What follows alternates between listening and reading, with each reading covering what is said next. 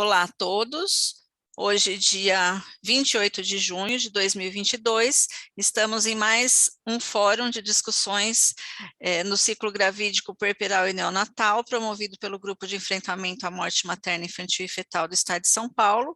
Hoje, nossa convidada, professora doutora Flávia Magalhães, com o tema Plano de parto, o que é e como orientar. Ela é médica assistente do Departamento de Ginecologia e Obstetrícia do HC de Ribeirão Preto, USP. Muito obrigada, doutora, seja muito bem-vinda, a palavra é sua. Oi, muito obrigada, eu que agradeço a participação, o convite, né? Estou muito honrada de ter sido convidada para um grupo, né? Para falar para um grupo tão importante, né? Na nossa saúde pública, né? Eu vou compartilhar minha tela aqui com vocês.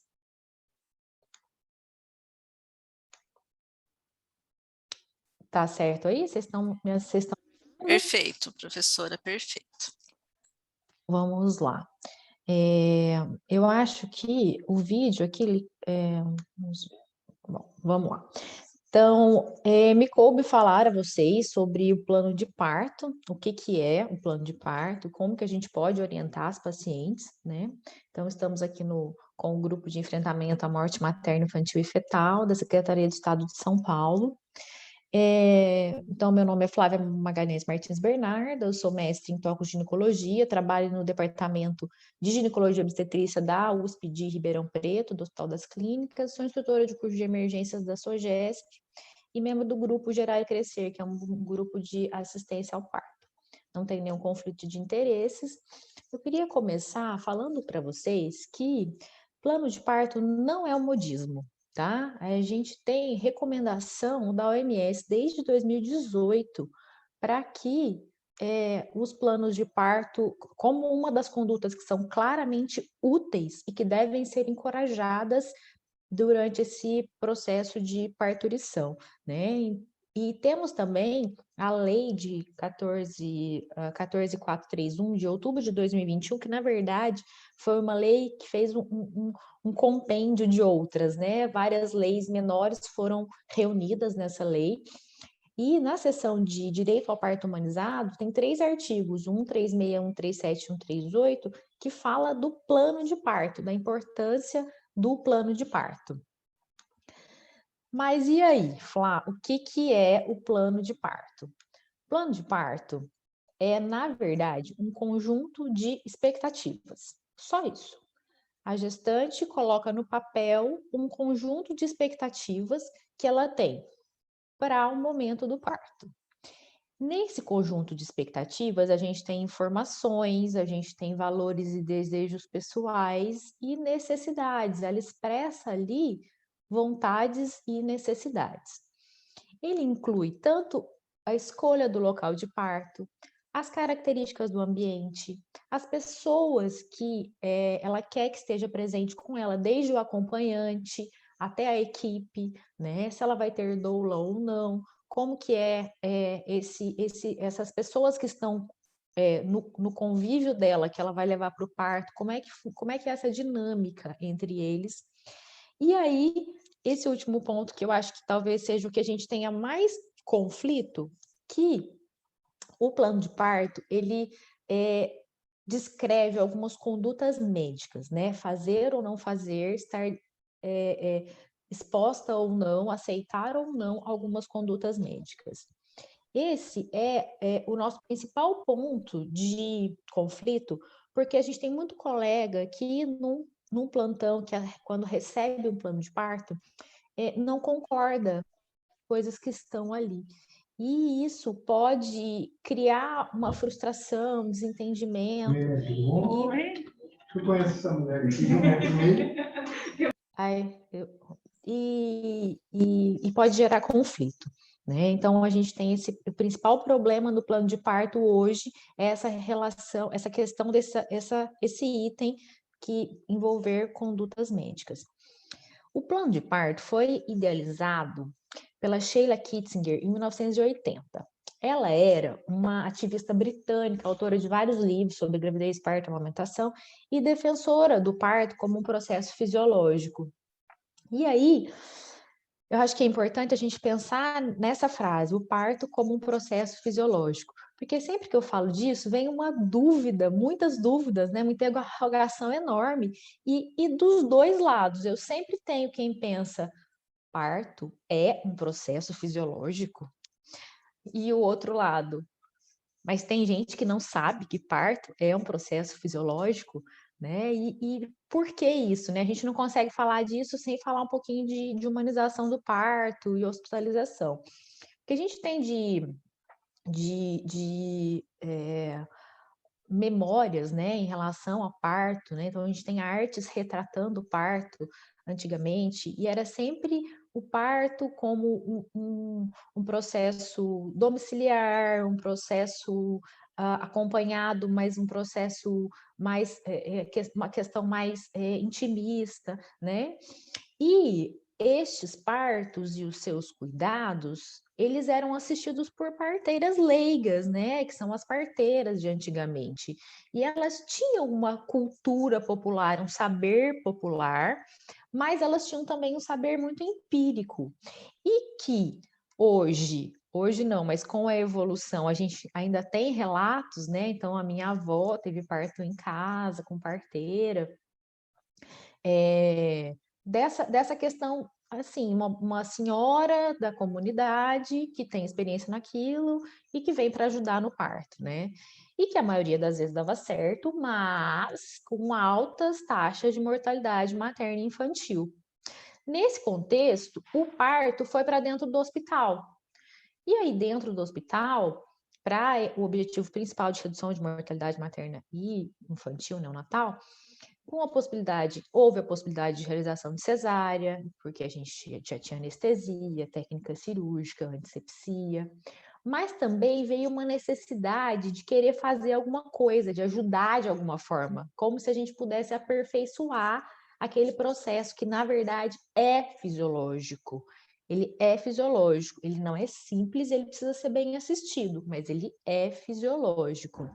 Dentro do hospital, esse fisiológico, com a ideia do aperfeiçoamento, de querer ajudar, de querer fazer alguma coisa, ele começou a ter uma característica mais patológica.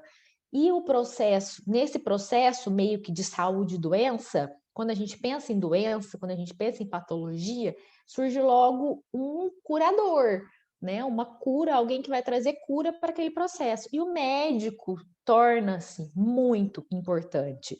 Não que ele não seja, mas ele se torna muito importante. E com o médico no centro desse processo, eu realmente acredito que isso não foi com más intenções, mas a ideia de querer acelerar o processo, né, de agilizar, de nascer mais rápido, porque o parto ele é um processo lento, ele é desconfortavelmente lento para muitas pessoas. E talvez acelerar o processo com essa ideia de acabar logo com aquilo, de resolver o problema da paciente, a gente começou a criar formas de ajudar, né? Então, se a paciente ficasse de jejum, ela vomitava menos. Se eu colocasse ocitocina, aumentava as contrações, nascia mais rápido. Se eu fizesse depilação, não ia ter pelo para me atrapalhar. Se eu fizesse lavagem intestinal, não ia sair nenhum cocôzinho na hora da força. Muito mais cesáreas por todas as comodidades que o parto cesárea traz. Muita instrumentalização, muita pressa para o expulsivo e instrumentalização excessiva. Litotomia, colocar a paciente deitada para nós, para o médico, é muito fácil, é muito simples, é muito bom, é muito cômodo. E aí colocamos a paciente deitada, estimulamos o puxo, o neném já está aqui embaixo, vamos lá, vamos fazer força, querendo agilizar o processo. E surge a episiotomia, alguém teve a brilhante, estou sendo irônica, ideia de que se a gente fizesse um corte no períneo próximo à vulva, a gente ampliaria o introito e teria um expulsivo mais rápido, certo? Certo, eu amplio, o expulsivo é mais rápido. Mas às custas de quê? Isso é bom? Isso precisa ser feito? Nesse contexto todo, o médico ganhou um destaque muito grande e ele passou a ser o centro total do processo. É ele que manda no parto, é ele que fala o que tem que acontecer, quando tem que acontecer, e virou um domínio do corpo feminino, né? Isso hoje em dia, a gente olha retrospectivamente e pensa, nossa, onde foi que nós nos perdemos nisso, né? Mas realmente foi isso que aconteceu. Não acho realmente, repito, que foi por maldade, eu acho que não foi com má intenção, mas infelizmente foi isso que aconteceu, e hoje a gente tem que ficar correndo atrás desse prejuízo, né? E aí a gente vem ali, vê ali um barrigão já com código de barra, né? Já passa ali e com todo o pacote de intervenções que vem junto com a internação dessa paciente. E aí no hospital, essa questão de hospitalização e medicação do parto ganhou as proporções que vocês conhecem, né? Então, a criança sendo conduzida né, de forma mais agressiva, né? Aqui uma paciente em litotomia, um monte de campo estéreo, paciente com acesso venoso, as pernas para cima, bem litotomia mesmo. O médico ali, todo paramentado, mexendo ali na vulva, né? Aparentemente, um monte de gente junto, olhando essa sala clara, né? Tudo bem cenários atuais, né? Mas não era isso que a gente queria quando a gente trouxe o parto para o hospital, né? Bom, eu acho que não era nesse momento que a gente queria chegar. Mas voltando lá, então, a gente viu que o plano de parto é um conjunto de expectativas e que foi todo nesse contexto que a Sheila Kitzinger despertou e disse, olha, a gente precisa voltar a dar autonomia para essa paciente. Ela precisa poder decidir sobre a vida dela, o corpo dela, o feto, o filho dela, né?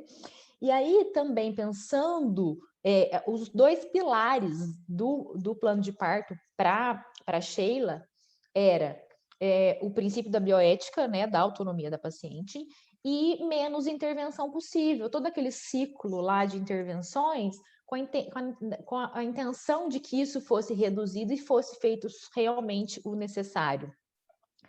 Com o objetivo principal de manter segurança e satisfação. Então, eu quero que tudo ocorra da melhor forma possível, para saudável para a mãe e para o feto, e eu quero também que essa mãe fique satisfeita, que ela se sinta importante, porque ela é importante, né? E aí, pensando nessa escada aí, né, nessa subida para a escada, com um bem-estar materno e fetal no sentido amplo da palavra, né? Garantido, né? E aí, quando a gente pensa no princípio da bioética, olhando lá no nosso código de ética, ele está escrito que nele está escrito que o médico aceitará as escolhas dos seus pacientes. Então, o médico deverá aceitar as escolhas dos seus pacientes relativas aos procedimentos diagnósticos e terapêuticos por ele expressos, desde que adequadas ao caso e cientificamente reconhecidas. Se a paciente te traz um desejo que não é adequado ao caso e que não tem reconhecimento científico, você não precisa acatar, você como médico. Mas, se ela traz um desejo que é cientificamente reconhecido, mas é você que não está preparado para oferecer, o médico não está preparado para oferecer, aí é uma outra questão que a gente pode marcar um outro dia para falar sobre isso. E também menos intervenção. Mas por que menos intervenção, né? Não é bom acelerar o processo, nascer rápido? Bom, o uso inadequado de tecnologias ou realização de intervenções desnecessárias pode trazer prejuízo para a mãe e para o seu concepto. Então, intervenções desnecessárias de uso inadequado pode fazer mal. E não é esse o nosso objetivo, certo? Então, fazer mal o quê? Né? Então, as intervenções aumentam o risco dos desfechos desfavoráveis, principalmente hemorragia, infecção, hipóxia e anóxia neonatal, desconforto respiratório, internação em UTI, complicações em gestação posterior, E aí, tirando a maquiagem aqui do desfechos desfavoráveis, intervenções aumentam o risco de óbito. Então, eu fazer uma coisa que eu não preciso, aumenta o risco de óbito, aumenta o risco de óbito, aumenta o risco de muitas complicações que podem evoluir com óbito. Mas no Brasil tem muita intervenção. Nós temos um inquérito do Nascer no Brasil de 2016, já está rolando aí um novo inquérito, né? Nós teremos, já tem acontecido, não sei quando exatamente nós vamos ter dados sobre ele, mas esse inquérito mostrou que as porcentagens, então assim, vamos pensar, olhando aqui nas intervenções, catéter venoso, quase 80% das pacientes precisaram de ficar com acesso venoso. Ocitocina, quase 40%, amniotomia, quase 40%, analgesia, muitas pacientes analgesiadas. Imposição de litotomia, mais de 80%, quase 60% das pacientes fizeram epísio. E Cristeller, quase 40% das pacientes foram submetidas à manobra de Cristeller, que está proscrita. E aí eu trouxe aqui, vamos tentando ser um pouco mais objetiva para vocês terem uma ideia do que mais que esse inquérito mostrou. Apenas 25% das mulheres tiveram acesso à alimentação durante o trabalho de parto. Gente, trabalho de parto tem um metabolismo, a mulher gasta uma caloria absurda e só 25% das pacientes puderam comer. 52% de todos os partos foram por cesariana. Mais da metade das pacientes fizeram uma cirurgia para o nascimento do seu filho, foram submetidas a uma cirurgia para o nascimento do seu filho. Mais da metade das pacientes tiveram episiotomia. 18% só, menos de 20%. Gente, de cada 10, 2 pacientes tiveram acompanhante. 91% dos partos normais foram em litotomia. 26% dos bebês tiveram contato pela pele. 1/4 dos bebês foram para o colo. 88% dos bebês de rede privada foram por cesariana. 70% das mulheres desejavam ter parto normal no início da gravidez. Só metade delas conseguiu. E quando a gente pensa em todas as intervenções, 5% das mulheres tiveram partos sem intervenções. E aí, pensando em todas, cesárea, epísio, manobra de Cristeller, ocitocina, litotomia, 5% não tiveram nenhuma intervenção. Então, o Brasil é muito intervencionista. Quando a gente pensa que intervenção aumenta desfecho favorável, que aumenta risco de óbito, o Brasil está fazendo condutas desnecessárias que aumentam o risco materno e fetal. E a gente brinca não, né? Costuma dizer sobre a cascata de intervenções, né? E aqui eu acho melhor dizer que é um ciclo de intervenções. Esse ciclo ele pode começar lá na peregrinação da paciente de não saber para qual hospital ela vai. Para qual hospital, qual que é o hospital de referência, quais os motivos que ela tem que ir para o hospital, explicar para a paciente como é um trabalho de parto fase ativa, quais são os sintomas, o que ela vai sentir, quando ela precisa ir para o hospital. E aí a paciente que fica insegura, que está preocupada, ela começa a ir várias vezes no serviço, várias vezes, acaba internando antes da hora. Muitas vezes não tem acompanhante, fica sozinha, em jejum, parada, não pode andar, né, imobilizada, sem um conforto para dor, um ambiente muito inadequado, acaba indo para a sala de parto antes da hora. Muitas vezes faz a amniotomia, que é romper a bolsa para estimular as contrações. Fica deitada. E aí, a paciente deitada, sem mobilidade pélvica, é muito mais comum ter um expulsivo prolongado. E aí, o expulsivo prolongado acha que é falta de contração. Põe ocitocina, aumenta a ocitocina. Puxo dirigido, vamos fazer força. A paciente deitada com muita contração, ela pode fazer uma hiperfusão placentária. Né? O excesso de contração faz hipoperfusão placentária. E aí o feto começa a desacelerar, né? Bradicardia, e aí o risco de um sofrimento fetal enorme. Vamos tentar ultimar esse parto. Na verdade, o que precisa ali é fazer o inverso e ir tirando as intervenções, porque provavelmente essa criança vai melhorar. Mas não, vamos ultimar o parto. E aí, fórceps e epísio. Às vezes dá certo, às vezes não dá. Vamos pedir para alguém dar uma empurradinha em cima. Vem alguém e faz um Christeler, que é aquela manobra que empurra a barriga. Pode dar certo, pode não dar certo, e vamos para a cesárea de urgência. Essa criança vai nascer mal, vai para UTI, né? Uma provável hipóxia, essa mãe vai ter hemorragia, provavelmente, vai ter um sangramento de um epísio que não foi suturada, está sangrando ainda. Todo o risco da cesárea, sangramento, infecção, e talvez, não estou dizendo, né? Aqui a gente está no desenho aqui. Se eu tivesse preparado melhor essa paciente para internar no momento adequado, se eu tivesse oferecido acompanhante, se eu tivesse deixado ela andar, né, nada disso teria acontecido.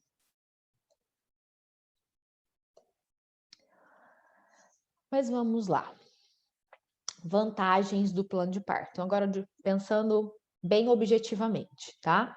O plano de parto traz transparência para todos os passos e todos os momentos do parto, todas as possíveis intervenções utilizadas ou não. Precisa de ter transparência, precisa explicar para essa paciente o que é cada intervenção, quando que faz, quando que não faz, né? Então, traz transparência, favorece conversa franca, traz esclarecimento aos procedimentos e às condutas, oportunidade para adquirir conhecimento, discutir possibilidade, reduzir conflito, reduzir frustrações, melhorar a qualidade da assistência. Às vezes, a paciente chega na maternidade querendo um quarto com banheira, e na nossa maternidade não tem banheira. Entendeu? Ela não pode se frustrar porque ela queria um parto na banheira. Ela tem que adequar os seus desejos à realidade, né? E aí, é ótimo ter banheira, é ótimo, mas essa infraestrutura a gente não consegue em todos os lugares. Então, até nisso a gente consegue reduzir frustrações, né? E quando a gente avalia com dados, as pacientes que têm plano de parto, elas têm mais contato pele a pele, elas conseguem escolher a posição de parir, tem menos jejum, tem mais partos vaginais, tem mais clampeamento oportuno do cordão, que é a gente não clampar o cordão imediatamente após o nascimento, né? A gente aguardar 3 minutos ou até ele parar de pulsar. Acho que falei um pouquinho sobre o que é o plano de parto, então, esse conjunto de expectativas, né? E aí, como que a gente pode orientar essa paciente para que ela faça um plano de parto? Existem vários modelos de plano de parto. Aqui eu dei um Bing aqui, né? Uma googada aqui, já abriu vários modelos, né? Eu gosto muito desse modelo que é da cartilha de defensoria, é uma cartilha sobre plano de parto da Defensoria Pública do Estado de São Paulo. Ela traz bem todas as leis que regem e diretrizes em que foi baseada, né? E alguns detalhes muito importantes, né? Então, o que é o plano de parto? Explica bem o que é plano de parto. E tem um parágrafo muito importante, que interessante, que assim, ele diz que é importante que você converse sobre essa lista com os profissionais de saúde que acompanham no pré-natal e que vão preencher junto com você cada opção para esclarecer as suas dúvidas.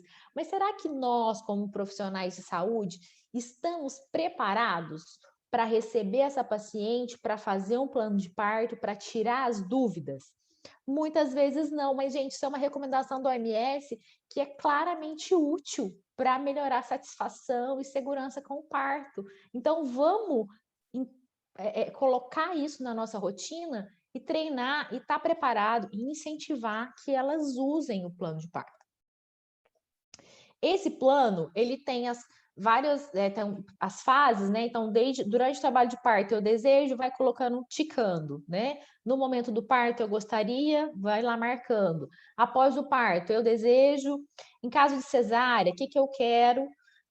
Quanto aos cuidados com o bebê, o que eu gostaria que fizesse, né? Outras informações, o que mais que eu quero que esteja, que as pessoas que vão me assistir saibam.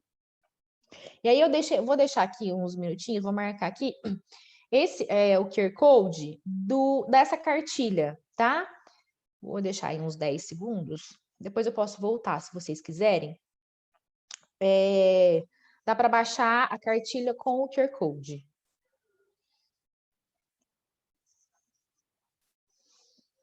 Depois eu posso voltar, tá bom?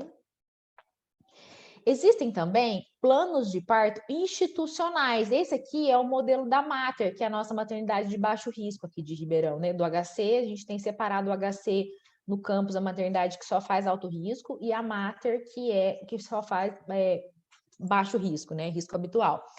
E a Mater, ela inova com várias propostas ótimas, né? E uma delas foi essa. Eles fizeram um plano de parto institucional. Aqui em Ribeirão tem um projeto, chama Projeto Nascer.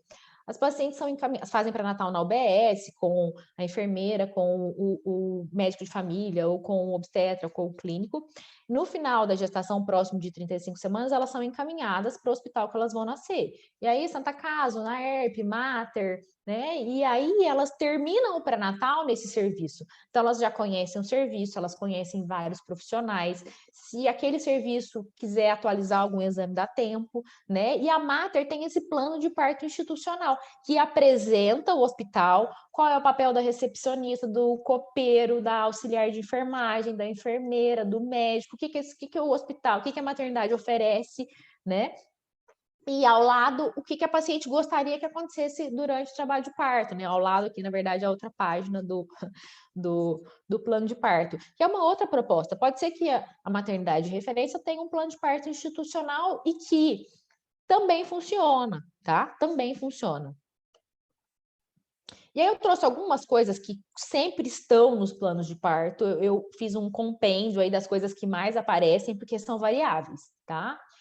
E aí, pensando em antes do parto, evitar condutas de rotina sem respaldo científico, né? Então, tricotomia. Tricotomia não se faz mais. Não tem espaço para realização de tricotomia mais na prática da obstetrícia. Lavagem intestinal não se faz mais. Jejum. Olha, jejum, tem algumas situações que eu preciso de jejum, mesmo para um trabalho de parto. Às vezes a gente tem diabéticas descompensadas, diabéticas tipo 1 descompensadas, que a gente precisa deixar um soro glicosado contínuo, paciente em jejum, para que eu não tenha variações grandes de glicemia. Então, o jejum é uma coisa que é claro que eu vou querer que essa paciente coma, mas em algumas situações eu preciso que ela fique de jejum. Amniotomia, olha, a gente não pode fazer de rotina, não pode internar, romper bolso de todas as pacientes só para estimular o trabalho de parto. Mas pode ser que em algum processo de indução de trabalho de parto, eu faça amniotomia para estimular eu estou induzindo o trabalho de parto. Aqui a gente induz no HC 3 dias até, então no terceiro dia de indução. Se eu romper bolsa pode ajudar? Pode. E aí, ok, vamos tentar usar a amniotomia como um método de indução de trabalho de parto, mas não de rotina. Monitorização contínua. Não, o ideal é que a gente faça monitorização intermitente. Mas se eu tiver um paciente de alto risco que já alterou alguma vez vitalidade, eu posso querer deixar a monitorização contínua. Não ter liberdade para caminhar, isso é muito ruim. É importante a gente garantir ao paciente essa liberdade para movimentação. Imposição de analgesia farmacológica, a gente não pode impor, é a paciente que demanda, né? Grande número de toques aumenta o risco de infecção, mas a gente pode estar numa situação de um hospital universitário em que primeiro vai tocar o aluno que atendeu, que vai ficar em dúvida, que vai chamar o residente, que vai ficar em dúvida, que vai chamar o chefe, e aí, infelizmente, em algumas situações você vai estar exposta a um maior número de toques. Claro que isso tem que ser evitado, né? E uso indiscriminado de ocitocina sintética. As pacientes estão com muito medo de ocitocina, gente, muito medo. A maioria das pacientes vem com não aceita o uso de ocitocina no plano de parto. Mas é muito complicado isso, porque o problema não é o uso da ocitocina, é o uso equivocado da ocitocina, que está muito associado com desfechos ruins maternos, principalmente em relação à hemorragia, e fetal de encefalopatia, anóxia e óbito. Porque a gente precisa, a ocitocina exógena, ela faz um aumento, a proposta dela é que ela aumente as contrações. Só que se eu tiver contrações excessivas, eu diminuo o intervalo entre as contrações, eu diminuo o intervalo de relaxamento. E é no relaxamento uterino que eu tenho um maior fluxo placentário, né? Um fluxo uterino que irriga a placenta, então a oxigenação fetal, ela ocorre principalmente no relaxamento uterino, então eu não posso ter contrações excessivas, né? E aí, esse uso indiscriminado de ocitocina, ela aumenta tanto a acidose fetal, né, por conta dessa baixa oxigenação, mas ela também, e aí ela aumenta a cesárea por alteração de vitalidade, ela aumenta descolamento de placenta, hemorragia puerperal, infecção, ruptura uterina, mas o problema não é usar ocitocina, é usar equivocadamente, indiscriminadamente. A gente tem várias propostas e vários momentos em que a ocitocina é super desejada, inclusive na profilaxia de hemorragia puerperal, todas as pacientes, independente se o parto foi cesárea ou foi normal, devem receber 10 unidades de ocitocina intramuscular para profilaxia de hemorragia. A paciente chega com um plano de parto escrito não aceita o uso de ocitocina, isso tem que ser contestado. Tá? Isso não dá para, a gente não pode aceitar, porque aí entra lá naquela questão da autonomia. Ela tem autonomia, mas isso não tem respaldo científico, né?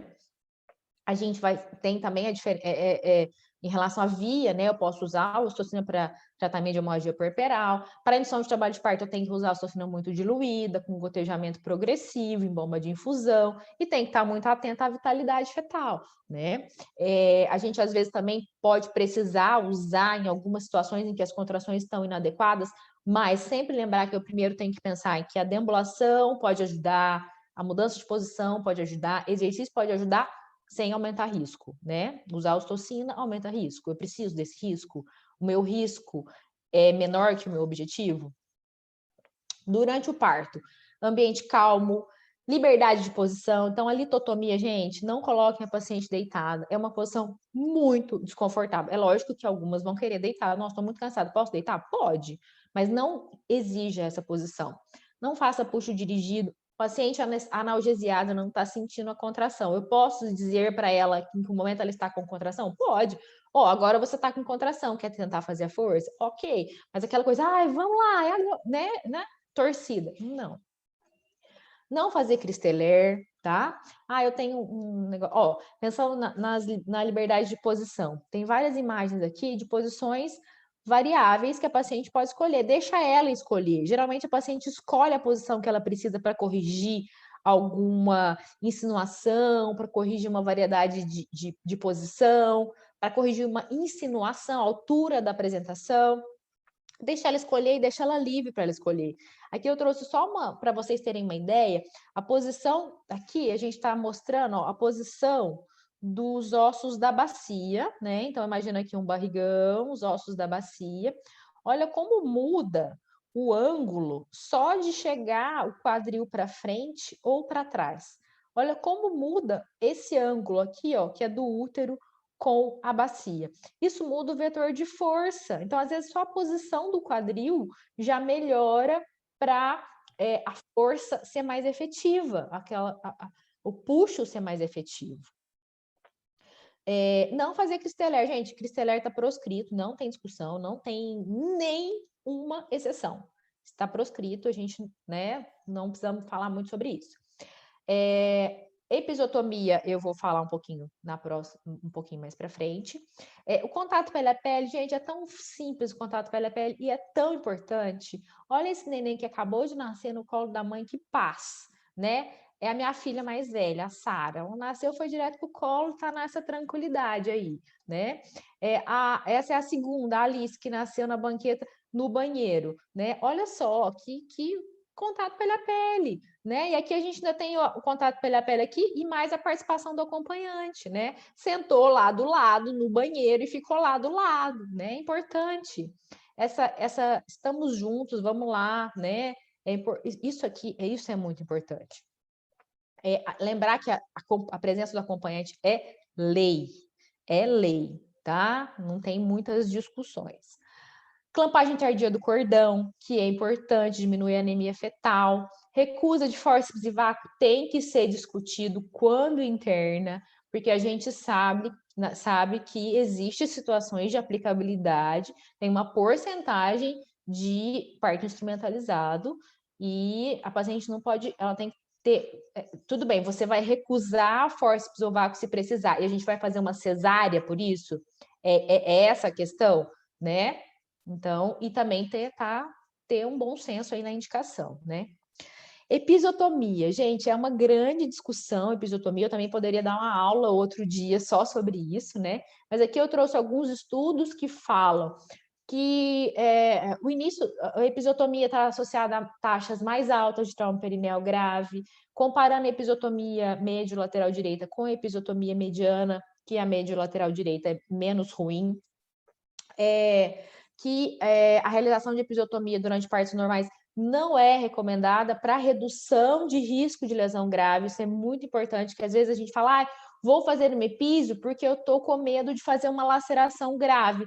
Epísio não previne laceração grave. E quando a gente compara epísio seletivo em relação a não realizar epísio, também não parece ter muita alteração, tá? E eu fiz uma linha do tempo, essa linha do tempo não é nada científica, viu, gente? A linha do tempo da minha vida. Por volta de 2000, quando eu estava na faculdade, a gente fazia episiotomia em todo mundo. A gente não, porque eu fiz uma escola que tinha pouco parto e muitos residentes, e a gente, aluno, fazia pouco parto. Mas fazia epísio em todas as primigestas, em todas as pacientes com epísio anterior, e toda outra situação. A gente achava que era melhor cortar do que rasgar.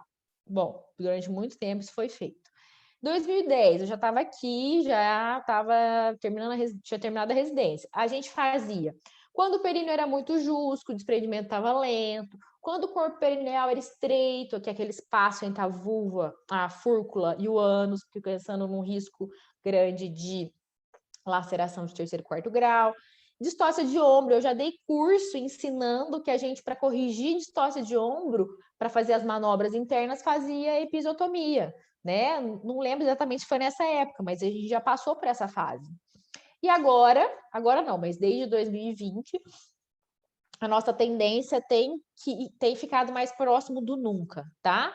E aí, com muitas dúvidas e muitos questionamentos, tá? As situações, tem algumas situações aceitáveis, que são as situações de instrumentalização, principalmente com fórceps, tá?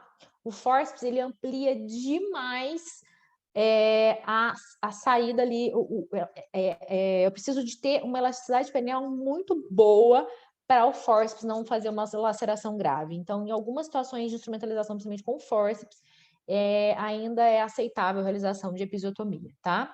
Todas as outras, reveja a sua indicação. Se for cesárea, que seja após o início do trabalho de parto, que tenha um acompanhante, que não seja sedada, que possa ver o nascimento, que reduza luzes e ruídos, que tenha contato pele a pele, né? Então, aqui é um exemplo de uma cesárea que a gente reduz. Foi uma cesárea intraparto de uma colega obstetra, e o acompanhante está aqui do lado, a gente fez contato pele a pele, né? A gente tinha diminuído a luz, colocou uma música legal que ela queria para ela ter essa memória auditiva. Tem por que não fazer isso? Não faz diferença nenhuma para nós, obstetras, né? Após o parto, dectação fisiológica, lembrada a ocitocina IM, 10 unidades para redução de risco de hemorragia puerperal. Recepção do RN em sala de parto para a mãe, precisou tirar o RN do contato, mas que ele esteja no mesmo ambiente, que pratique alojamento conjunto, vão todo mundo para o mesmo quarto, fique com a mãe, que tenha alta hospitalar precoce dentro da segurança, né? Cuidados com RN, uso do nitrato de prata para prevenção de infecção ocular, e aí hoje em dia a gente tem usado bastante o PVPI a 2,5% no lugar do nitrato de prata. Vou falar um pouquinho. Uso da vitamina K para profilaxia, explicar para a paciente, que às vezes a paciente chega e fala, eu não quero que faça nenhuma intervenção no bebê. Olha, mas é importante, ele pode ter uma hemorragia se a gente não fizer vitamina K. Não, tudo bem, eu assumo esse risco, né? Mas assim, o ideal é que o nosso trabalho seja mostrar evidência, mostrar importância e que ela permita que isso, a realização da vitamina K, da hepatite B, né, esteja no seu plano de parto. Aleitamento exclusivo, participar de banhos e cuidados. Hoje em dia a gente não dá banho nas primeiras 24 horas de vida, né? Então algumas pacientes preferem dar banho na criança em casa. Aqui, só mostrando para vocês que a Sociedade Brasileira de Pediatria já se posicionou em relação à profilaxia neonatal, de oftalmia neonatal, com o colírio de PVPI a 2,5%. A gente está conseguindo padronizar em alguns serviços, inclusive ele é muito menos irritativo. E muito importante que todos os planos de parto têm que ter essa questão. Tem que ter essa frase, de alguma forma, isso tem que estar escrito, que a paciente está ciente de que o parto pode tomar rumos diferentes, que abaixo eles listam as preferências em relação ao parto e ao nascimento do filho, caso tudo transcorra bem, mas que se os planos não puderem ser seguidos, gostaríamos de ser previamente avisados e consultados a respeito das alternativas. Gente, o plano de parto, não é que aquilo ali não é uma receita que você é obrigado a fazer, mas caso aquilo não possa ser cumprido, converse com a paciente. É engraçado a gente precisar escrever num papel que eu quero ser informado sobre o que vai ser feito comigo, né? Eu acho que isso é implícito, né? Não deveria precisar de estar escrito em algum lugar para que isso seja realizado, né? E a paciente tem que estar ciente disso, que às vezes, se o desejo dela não for adequado para o caso, ou não tiver reconhecimento científico, ele não precisa, né? Ela tem autonomia, mas desde que adequado ao caso e cientificamente reconhecido. Estou terminando, né? Então, o plano de parto e nascimento influencia positivamente o trabalho de parto e a sua finalização, aumentando as dimensões de segurança, de eficácia e satisfação da mulher, assim como o seu empoderamento. E é uma oportunidade de discussão e informação que envolve a gestante, traz um relacionamento colaborativo. E a OMS diz que isso é um consenso, eu espero, né? Mas eu trouxe aqui da OMS. Todas as mulheres têm direito à saúde, assistência digna, respeito, integridade, informação verdadeira e confiável. Elas têm direito. E nós estamos aqui no nosso papel de proximidade com ela, né? Aproveitar essa proximidade com ela e ser um veículo, né? Que possa levar para ela, que possa garantir, ajudá-la a garantir esse direito, né? E aí a gente tem aqui, eu coloquei, a gente tem as diretrizes nacionais de assistência ao parto do Ministério da Saúde, a gente tem a OMS, a gente tem leis, a gente tem ONGs, a gente tem no caso da Defensoria do Estado, né, órgãos importantes envolvidos nisso, que nos ajudam, que traz protocolos, que traz direcionamento, que traz ajuda, mas que a gente precisa pôr em prática, né? E aí, com o objetivo principal de mudar essa cena, né? Que a hospitalização e medicalização do parto, ela aconteça, mas ela aconteça também com humanização da assistência, né? A gente pode trazer o parto para o hospital, a gente pode medicalizar quando precisa, mas a gente tem que manter a humanização do cuidado, a gente tem que manter a humanização da assistência. Não é por moda, é porque é cientificamente comprovado que faz bem para a mãe, que faz bem para o feto, e para o recém-nascido, e esse é o nosso papel. A gente está aqui, se eu precisar sentar no chão, eu vou sentar no chão, porque é ela que importa mais, é o parto, é o recém-nascido, é o feto, são eles os protagonistas do momento, né? E eu gosto muito dessa frase, ela está ficando muito comum nas minhas aulas, daqui a pouco todo mundo já vai ter ouvido. Mas nascer é prejudicial à saúde, porque não há no mundo nenhum ambiente mais controlado e confortável do que o útero materno. Mas, como viver é um risco inevitável e necessário, é bom saber que tem gente empenhada em garantir maior qualidade ao nascimento e à vida. Obrigada, pessoal. Obrigada a você, professora. Olha, eu já falei para a doutora Carolina que eu já apaixonei em você. Falei, não, estou apaixonada, já quero. A doutora Carolina indica alguns professores para vir dar aula para a gente, e já falei, estou apaixonada, já quero a doutora Flávia dando todas as aulas que ela disse que ia dar e mais algumas. Muito obrigada. Põe na lista aí. Sim, eu gosto muito de falar é um tema que eu gosto muito, que eu vivo muito isso, então eu gosto muito de trazer um pouquinho disso para vocês. Muito legal, a gente está com alguns DRS aqui que estão fazendo esse trabalho de construir um plano de parto regional. A gente tem o pessoal do DRS 11 que eles estão em conjuntos aí, empenhados em fazer isso para 45 municípios, mas eu vou oportunizar as pessoas de falarem, mas o que é... Só um minuto, professora.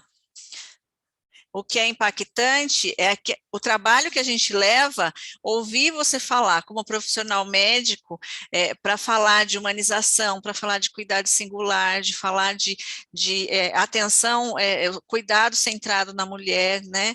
É muito lindo, e todo esse esforço que a gente leva enquanto gestor, esse trabalho que a gente faz com os profissionais para trazer essa qualificação, esse olhar humanizado para assistência, ouvi-la falar, música para os meus ouvidos. Muito obrigada. Que bom. Obrigada. Feliz. André, você está de mão levantada? Olá. Obrigado pela oportunidade. Meu nome é André, eu sou psicólogo hospitalar aqui da Santa Casa de Fernandópolis, né, uma cidade da região do estado, e quero parabenizá-las, né, pela oportunidade de estar podendo falar um pouquinho. Na verdade, eu não quero perguntar nada, né, eu só quero agradecer a professora Flávia Magalhães pela contribuição, muito objetivo, né, muito direto, não ficou nenhuma dúvida, né? E eu acho um tema bastante oportuno por conta que cada vez mais existem nossos espaços dentro da nossa abordagem, tanto da psicologia quanto da medicina e da enfermagem, talvez algumas dúvidas, né, que foi bastante esclarecedora aqui pela sua aula, tá? É isso que eu queria falar e agradecer de verdade pela contribuição, porque realmente foi muito esclarecedor, tá? Muito obrigado. Fico feliz. Obrigada. Obrigada, André. Nós temos o Marcos Santos, de mão levantada. Marcos Antônio, eu sou do Leonor Mendes de Barros, aqui de São Paulo, e eu queria parabenizar a doutora pela brilhante aula, acho que foi excelente, todo mundo concorda, né? E eu queria ouvir a sua opinião, qual o espaço para discutir parto domiciliar no contexto do plano de parto, porque pode ser uma demanda que a gente vai encontrar, então eu queria ver qual a sua visão a respeito. É interessante. A gente já tem vivido bastante isso aqui em Ribeirão, dessa demanda do parto domiciliar. Nós não temos nenhum serviço público, né, que presta esse serviço aqui. Eu acho que público mesmo no Brasil, talvez só o Sofia Feldman em Belo Horizonte. Mas a gente tem equipes de parto domiciliar em Ribeirão Preto. E é interessante que, assim, o que muda nesse caso, né? Muda é que a paciente, ela vai querer colocar nesses desejos dela que o parto seja domiciliar, mas ela vai ter que deixar muito bem documentado qual é a sua equipe, qual é o papel de cada um dentro da equipe, porque essas equipes de parto domiciliar, elas vão com um material, elas montam uma estrutura de parto, de sala de, não de sala de parto, mas de quarto de parto dentro da casa da paciente, né? Então, elas levam aspirador, oxigênio, ambu, manta térmica, drogas, né? Hemorragia puerperal, elas conseguem fazer os primeiros cuidados, inclusive elas fazem a ocitocina intramuscular, as parteiras fazem, pelo menos essas que eu tenho mais contato aqui em Ribeirão, né? Mas o principal disso tudo é que elas têm que deixar documentado qual vai ser a retaguarda, qual é o hospital de backup. E se esse hospital tem um bom relacionamento, vamos dizer, com os profissionais que fazem esse tipo de parto. Porque a gente também vive um problema de que a paciente do parto domiciliar tem uma complicação, e aí ela procura uma ajuda médica que, quando a gente pensa num parto sem nenhuma intervenção e sem nenhuma intercorrência, é um parto que realmente não precisaria do médico, né? Então, nos ambientes hospitalares de maternidade que tem a enfermeira obstetra, ela cuida muito bem desses partos e ela não chama o médico, né? A questão as meninas. Hã? Ela fica me olhando. Desculpa. Esqueci o que eu tô falando. Bom, elas... O backup, né? O hospital de referência. Backup, exato, o backup, o hospital de referência. Ele tem que ser um hospital que tenha uma equipe que está tranquila para enfrentar essas intercorrências que não é do plantão, né? Porque é diferente você estar num plantão que tem uma enfermeira obstetra que está cuidando de uma paciente, que trabalha de parto sem intervenções, que tem uma complicação do seu serviço e que ele te aciona. Outra coisa é a paciente que está no parto domiciliar, que tem uma complicação lá, e aí ela te aciona, né? Então, isso tudo tem que estar muito linkado. Tem muito importante distância até o hospital, tempo de deslocamento até o hospital e o relacionamento, inclusive de contato telefônico das equipes.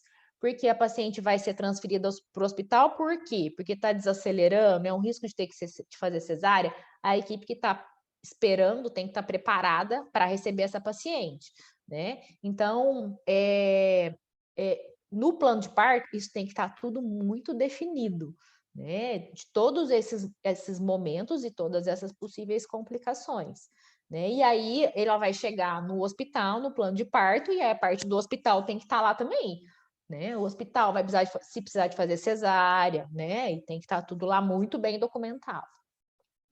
O plano de parto, na verdade, tem um aspecto legal. Eu até dei uma aula uma vez que eu tinha uma imagem de um ringue ali, né? Não pode ser um ringue, eu não tenho que querer que a paciente... É complicado a paciente, eu vou protocolar o meu plano de parto no hospital para que ele seja integralmente cumprido. Não é esse o objetivo, a gente não quer que isso seja um material de prova, né? Eu pedi isso, ele assinou que faria, mas ele não fez. Não é esse o objetivo. O objetivo principal é informação. Informação e planejamento, né? No caso, eu acho que do parto domiciliar é muito mais de planejamento. Você não pode deixar nada desses pontos faltantes.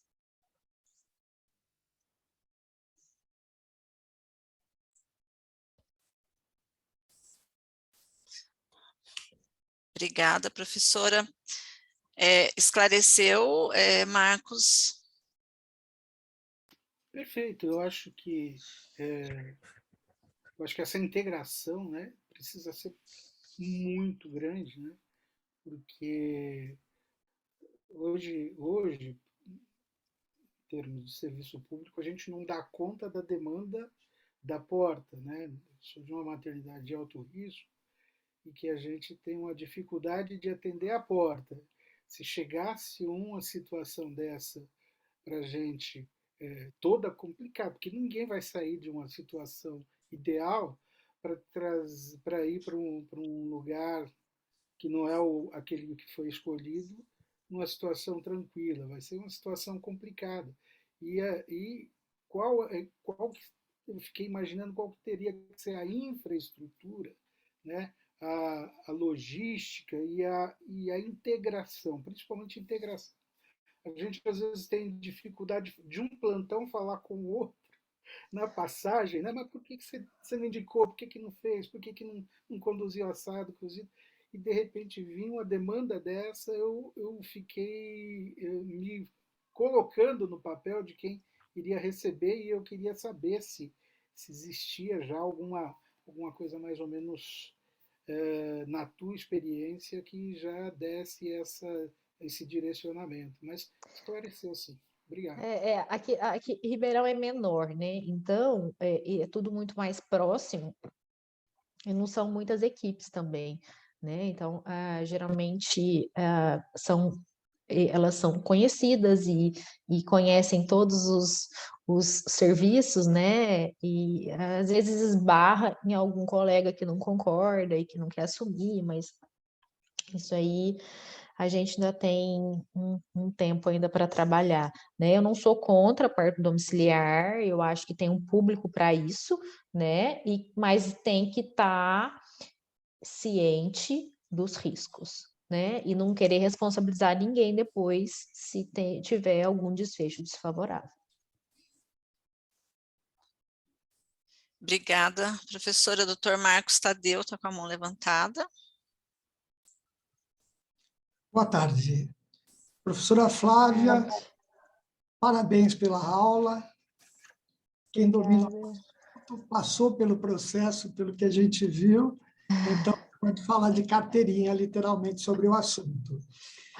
Eu queria colocar uma dúvida, mas, na verdade, a dúvida é para todos, principalmente aqueles que gerenciam unidades de saúde, principalmente maternidade, principalmente em São Paulo, porque tem algumas cidades que existe a lei em relação à presença da doula na sala de parto. Nenhuma coisa contra a doula, pelo amor de Deus. Mas o que eu quero colocar aqui é o aspecto legal em relação, legal, moral, vamos dizer assim, sobre um hospital público demandar a presença de uma pessoa que eu nem posso chamar de profissional, porque a doula não é regulamentada, mas ela cobra por estar assistindo a um parto numa unidade pública. E isso me gera uma dúvida, que é a dúvida que a gente já teve, vamos dizer, na década de 80, década de 90, quando a gente, principalmente em São Paulo, tinha algumas maternidades com entrada dupla, ou seja, particular de convênios e pelo SUS, na qual o profissional atendia pela unidade básica de saúde e fazia o parto particular via SUS. E hoje, pelo menos em São Paulo, eu posso dizer que não vejo mais isso, desconheço, e que era uma coisa comum na década de 80 e 90. E eu tenho essa preocupação na regulamentação do cadastro, como se faria. Então, eu queria trocar experiências aqui com quem já está passando por isso, e a questão também desse profissional estar cobrando para estar exercendo uma função num hospital público. Eu posso falar um pouquinho também, viu, Marcos? Eu acho que é muito pertinente essa dúvida. Nós passamos por um processo aqui em Ribeirão Preto de discussão em relação a isso, e Ribeirão tem a lei que garante a presença das doulas na maternidade, tá? Mas tem uns poréns, né? Hoje elas estão organizadas em conselho, não é um conselho, mas uma associação, e elas estão sendo consideradas como profissionais, tá? Então, esse é o primeiro ponto. Hoje existe uma associação, e todas as doulas que fazem a carga mínima do curso, o mínimo de prática, né? Elas são certificadas, então tem os cursos que a associação aceita como certificação, e as maternidades daqui fazem um cadastro dessa doula como profissional, desde que ela esteja na associação, porque aí a associação é que vai cuidar para ter certeza dessa certificação. Então, essa é uma das coisas. A outra coisa é que realmente incomodou muito a paciente trazer uma doula que ela está pagando para um serviço que ela não paga, que é do SUS, né? Só que a gente já tem um respaldo em relação a isso, porque o SUS permite que acompanhante de idoso seja pago pela família para poder ficar. Então, isso entrou como, bom, então, se o acompanhante do idoso pode ser pago para ser o acompanhante no paciente que está tendo um serviço prestado pelo SUS, abriu um precedente e esse precedente foi usado, tá? Então, mas na verdade as maternidades deixam que é claro que a doula não tem nenhum vínculo, que a maternidade não tem papel nenhum nesse vínculo entre as duas, isso é entre elas, né? Mas que a gente existe essas brechas, e aqui foi votada essa lei, tá? Com essa questão da associação, a gente consegue manter, inclusive, uma doula que seja realmente doula, né? Que o objetivo da doula é o equilíbrio emocional, essa questão emocional, manejo não farmacológico de alívio de dor, né? Não é uma doula que está lá para fiscalizar, né? Para fiscalizar e para apontar, e que você não pode fazer isso, que você não pode fazer aquilo. Então, em associação, eles conseguem até manter essa questão mais ética da doula ser realmente doula no ambiente em que ela está se prestando para isso, né? Então, mas olha, quem pode te falar um pouco mais sobre isso é o pessoal da Mater, tá? Porque a Mater foi a diretoria da Mater, né, acho que o Caio, na época, esteve muito ligado nesses debates em relação a essa possibilidade e a legalização da entrada delas na maternidade. E, gente, as doulas que fazem realmente o serviço delas ajudam demais. Demais. Professora, eu gostaria de falar um pouquinho das doulas. Doutor Marcos, o que a gente orienta aqui na Secretaria de Estado? A gente teve aí essas questões, né, em relação à inserção das doulas no cenário, né, do parto e nascimento. Então, a orientação é de que o hospital tenha um protocolo interno, né, onde é isso que a doutora Flávia está falando, que elas se cadastrem, que elas comprovem, né, que elas são doulas, aí tem essa questão da associação, mas o hospital tem normas, então esse critério aí que podem ser doulas pagas ou não, alguns hospitais, por exemplo, o Hospital Estadual de Presidente Prudente faz capacitação para doulas e eles têm na carteira deles essas vamos chamar de, não são profissionais, né? As doulas, elas são inseridas e elas prestam assistências como voluntárias no hospital. E tem as demais que são inseridas, né? Que são essas que são trazidas pelas gestantes e elas entram nas normas do hospital, que não poder interferir na conduta médica, porque a doula pode fazer as questões de manejo das boas práticas, mas não interferir. A gente teve questões em alguns equipamentos estaduais, elas quererem interferir e falar que o médico não ia fazer algum procedimento. A gente de ver pacientes com lacerações de 3º e 4º grau, porque os médicos foram tolhidos de poder fazer assistência. Então, essas ferramentas que os gestores vêm utilizando têm dado resultado positivo. Inclusive, a gente tem um gestor do Hospital Regional de Presidente Prudente que acaba sendo nosso modelo exitoso aí para essas questões, que eles tiveram muitos problemas em relação a isso, e hoje eles têm uma tranquilidade maior, passaram aí já por essas barreiras, e até questão, né, professora, de entender qual é a sua atuação de fato. Mas isso que a professora fala, que sim, as que sabem até onde elas podem e devem atuar, elas trazem aí muito benefício para a mulher, inclusive para os profissionais no partejar da mulher, na hora do parto. Eu sei que a gente está um pouquinho adiantado do horário, mas tem duas solicitações no chat. Uma, Daiane Farias, mas ela pergunta de São Paulo, então vai para você, doutor Marcos Tadeu. Vocês em São Paulo no estado de São Paulo, né? Vocês no estado de São Paulo enfrentam alguma dificuldade referente ao parto cesariana eletiva? Há 2 anos temos uma lei estadual de cesárea programada no SUS, com isso o plano de parto enfraqueceu. Daiane, de onde você está falando? A gente tem outros estados, viu, professora, conosco hoje. E eu vou falar outra enquanto a Daiane responde.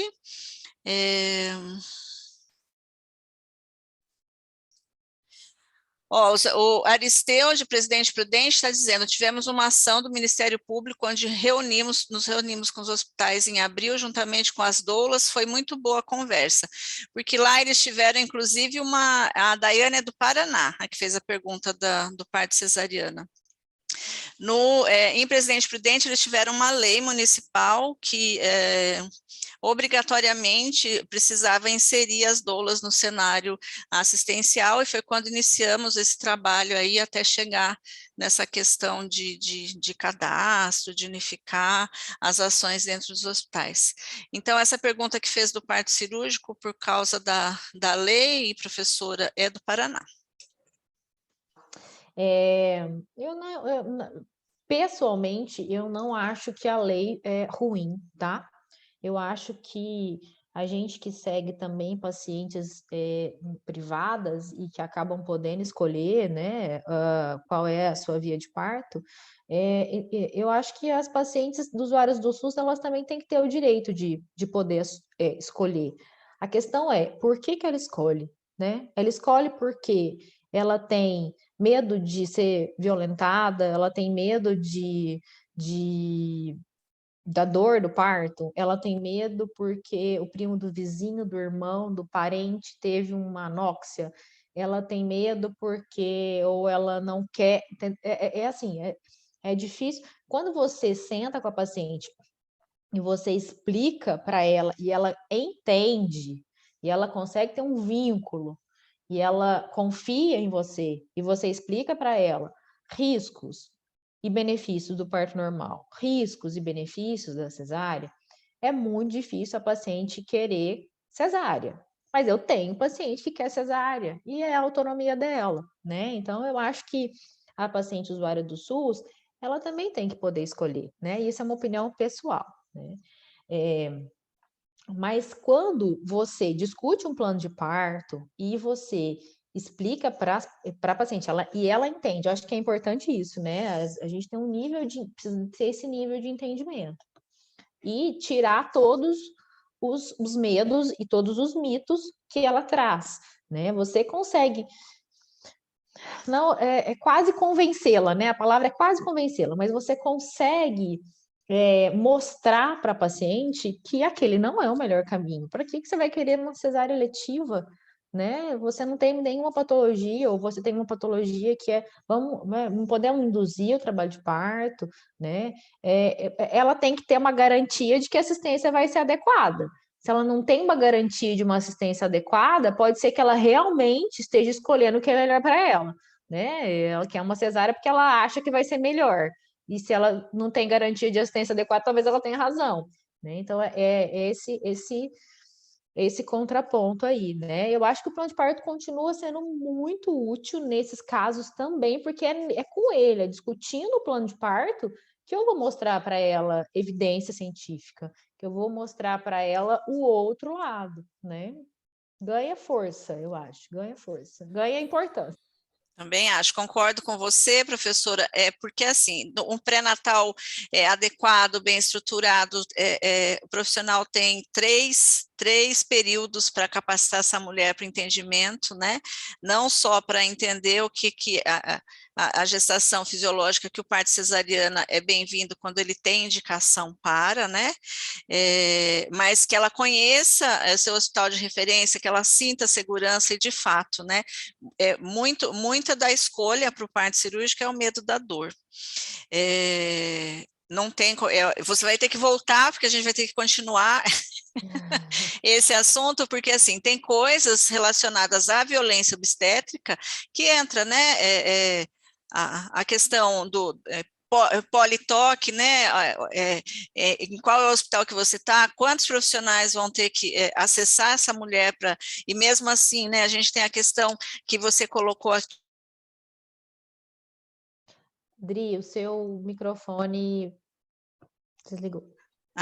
Como que o que eu estava falando, que você vai ter que voltar aqui para a gente discutir essa questão, porque a questão da não capacitação da mulher nos 3 trimestres da gestação, que geram esse medo, exatamente o que você está falando, se ela não tem estrutura para, inclusive não saber qual será a sua referência, qual a estrutura, o medo sempre aumenta. Mas tem mais, a Silvana está com a mão levantada e tem mais 2 perguntas, e depois, gente, eu vou convidar a professora para estar conosco novamente. Silvana, a palavra é sua. Boa tarde, meu nome é Silvana, sou enfermeira do Redenção na Rua, né, consultório na Rua, da região da Cracolândia. A minha pergunta é a seguinte, a usuária, né, moradora de áreas livres, que não realizou seu pré-natal, entre em trabalho de parto, além de chamar o serviço de emergência. Qual a medida que eu tenho que tomar, assim, de emergência? O que fazer? Nossa, que pergunta difícil. Bom, se você é da área da enfermeira, né? É da área da enfermagem, eu não me atendo. Isso, sou enfermeira. Então, Silvana, você tem que garantir que essa paciente tenha conforto na posição que ela né, que ela está, da situação, na situação que ela está, na posição que ela está, no lugar que ela tiver, que ela tenha o maior conforto possível. Você pode ajudá-la nos movimentos, que isso melhora bastante, movimentar melhora bastante a percepção da dor, né? Acalmar, conversar, que seria o papel da doula aí para estabilizar, né, esse emocional. Eu acho que, no seu caso aí, a gente tem até a questão, a paciente, às vezes, em uso de substância psicoativa, né, que difícil, né, às vezes entra em trabalho de parto em uso de substâncias psicoativas, e aí ela não está no estado de consciência ideal, né. Se você puder permanecer ao lado dela, garantido que ela fique em segurança, né, e que ela não pule da ponte, porque às vezes é essa vontade que dá, né, eu acho que está cumprindo o seu papel aí de guardiã dessa vidinha. Muito obrigada, viu? Professora, a Fernanda Seara, da Santa Casa de Tuverava. Professora, seria possível falar um pouco sobre alta precoce nas cesarianas? Seria, acho que alta precoce a gente chama de alta depois, com 24 horas, tá? Precoce, 24 horas. Hoje em dia a gente tem o teste do coraçãozinho, que é um cuidado super importante, que tem que ter com o recém-nascido, e que só faz 24 horas pós-parto. Então a gente está pensando em alta precoce cumprindo as 24 horas, tá? Um pós-parto cesárea em que não teve hemorragia, em que a paciente não tem sinais de infecção, não tem uma coriamnionites, não é uma bolsa rota de tempo prolongado, que não foi, vamos pensar, não é uma eclâmpsia, não tem nenhuma complicação materna associada, é muito possível parto com 24 horas. A pandemia nos mostrou muito isso, né? Porque a gente precisou dar alta precoce na pandemia, e a gente teve pouquíssimas complicações, mesmo com cesariana, depois das 24 horas, quando a paciente não tinha complicações.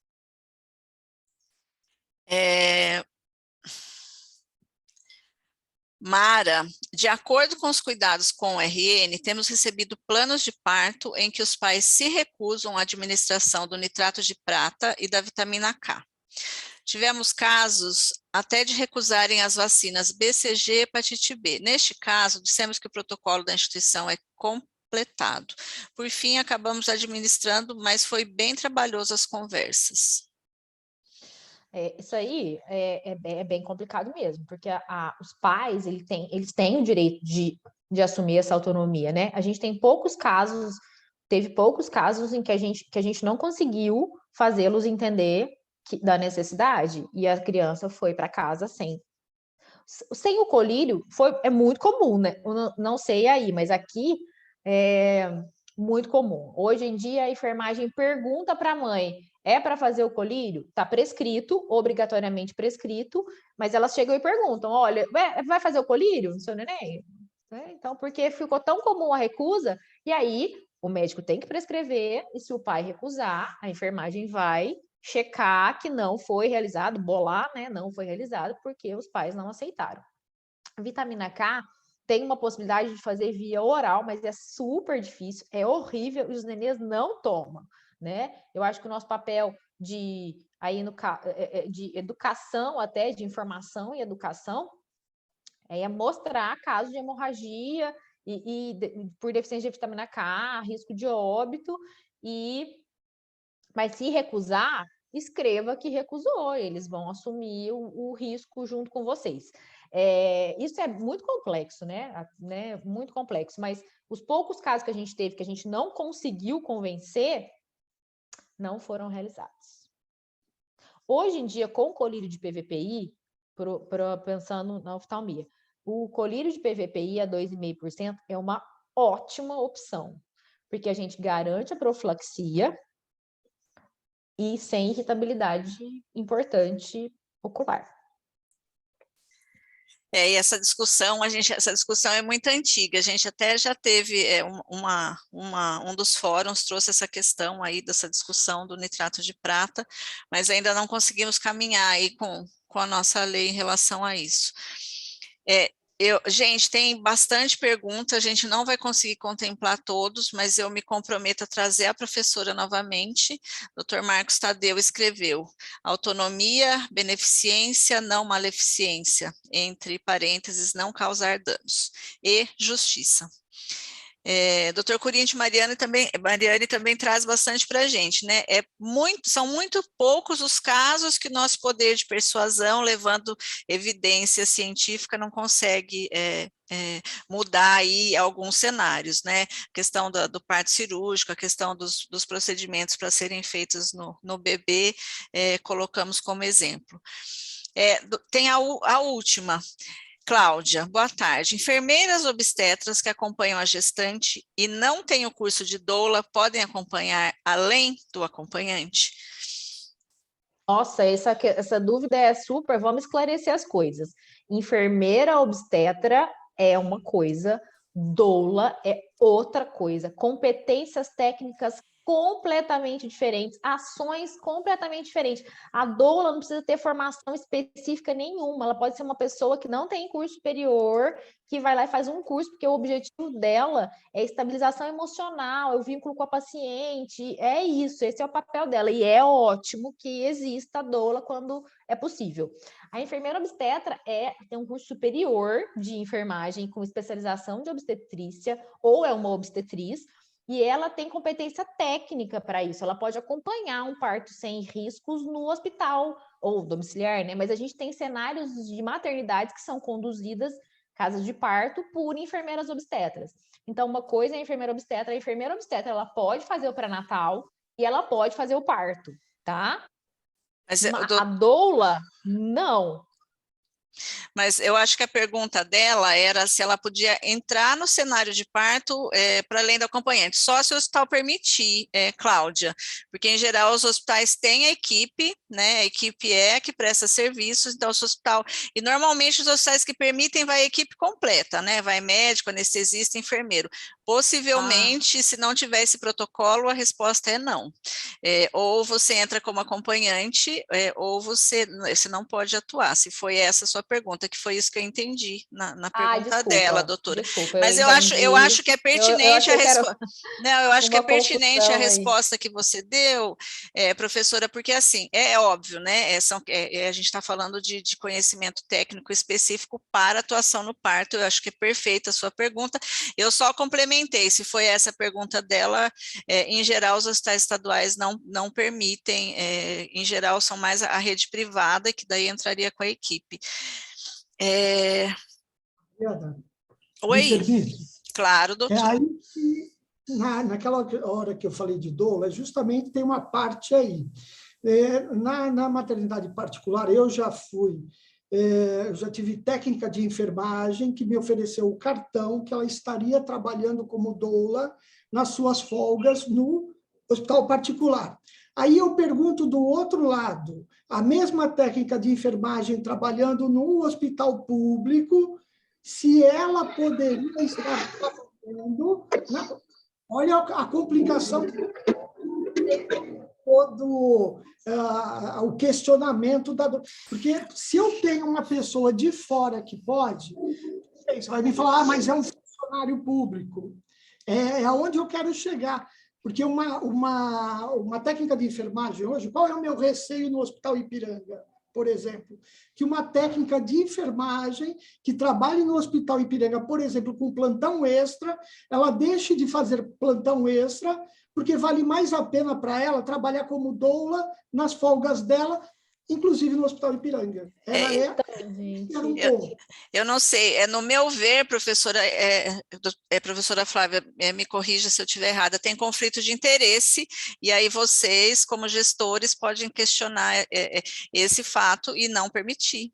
E aí que entra a questão do protocolo institucional, quais são as normas, e aí colocando, né, ela como profissional, servidora pública, tem conflito de interesse de atuação nessa outra vertente, que seria como doula, então não é permitido. Por exemplo, um apoiador do Estado que presta, por exemplo, eu vou dar um exemplo, eu sou enfermeira, eu sou apoiadora das maternidades estaduais, eu não posso fazer plantão extra em maternidades onde eu faço apoio, onde eu faço, então seria um conflito de interesse, eu poderia estar, né, beneficiando o lugar que eu faço plantão, no caso dela, ela não pode também, porque é conflito de interesse.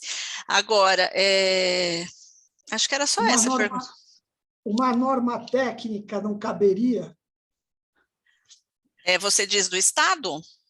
O Estado, porque muitos Podemos levar isso, porque é que assim, o Estado não tem normativa para as doulas, né? E isso, em geral, vem dos municípios. Então, hoje, e aí eu vou falar, né, em nome das meninas da saúde da mulher que não estão aqui, o Estado não tem nenhuma normativa para inserção das doulas, porque o princípio SUS é que as doulas não podem cobrar pelos seus serviços. Então, para nós, não tem orientação técnica de inserção e nem autorização da entrada dessas profissionais no cenário materno-infantil.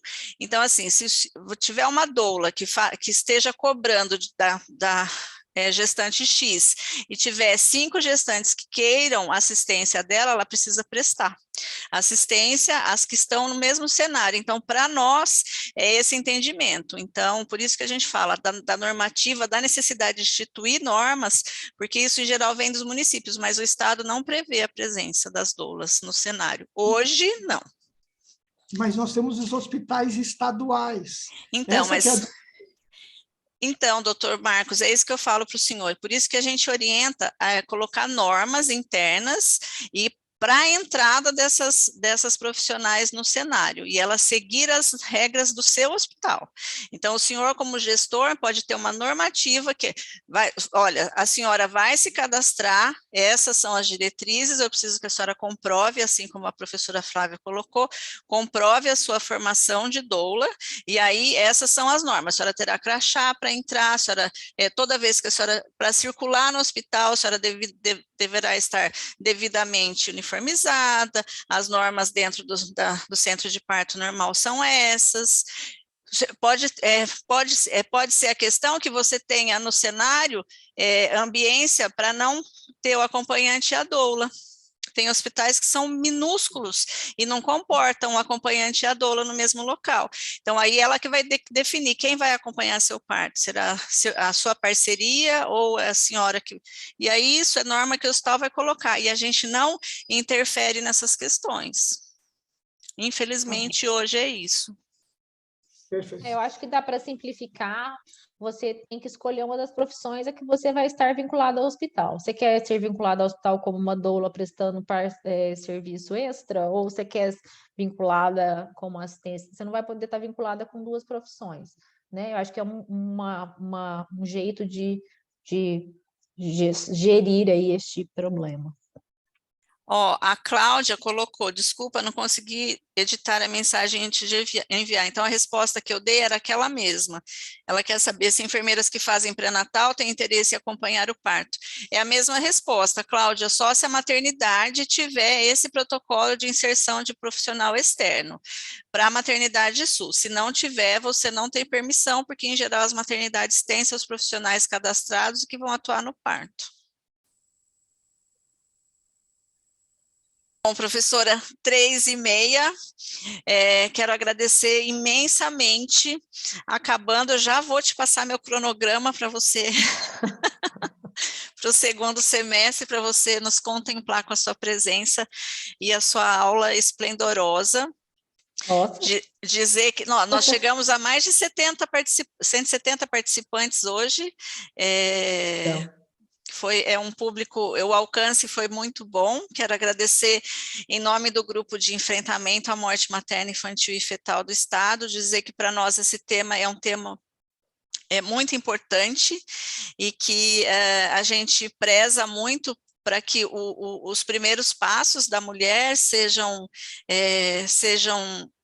de integralidade, que ela possa se inserir no cuidado, nos serviços que a gente oferta, para que a vida após o parto seja possível, né? A gente trabalha muito para isso, e esse fórum aqui é um espaço que a gente preza muito que ele permaneça, e profissionais como você, a cada dia chegando, para mim, pessoalmente, é muito gratificante. Então, quero agradecer demais e passar as considerações finais para você. Obrigada, eu gostei muito de participar, foi um prazer enorme, eu estou disponível, pode me mandar o cronograma, a gente consegue alinhar aí temas que vocês gostem, que vocês precisem, né, dentro do enfrentamento da mortalidade. Fiquei muito feliz de participar e eu estou à disposição, né, depois, se vocês quiserem meu contato também, podem pegar o e-mail, né, WhatsApp, a gente pode discutir aí algumas questões que ainda ficaram em dúvida. Muito obrigada. Obrigada, professora, obrigada a todos.